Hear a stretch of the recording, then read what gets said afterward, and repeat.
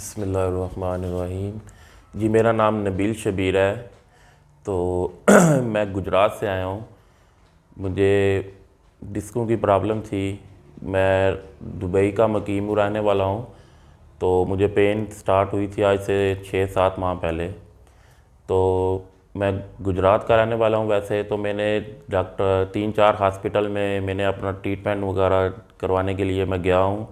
लेकिन मैं जिधर भी गया हूँ उन्होंने मुझे ऑपरेशन का मशवरा दिया है। किसी ने मुझे ये नहीं बोला है कि मेडिसन से या इससे कुछ भी नहीं होगा, तुम्हें ऑपरेशन लाजमी करवाना पड़ेगा।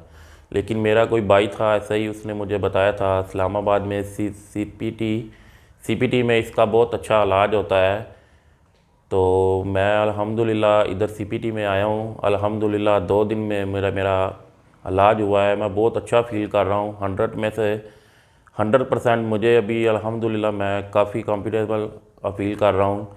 लेकिन मुझे अल्हम्दुलिल्लाह अभी कोई वैसी दर्द नहीं है, कोई ऐसी प्रॉब्लम नहीं है।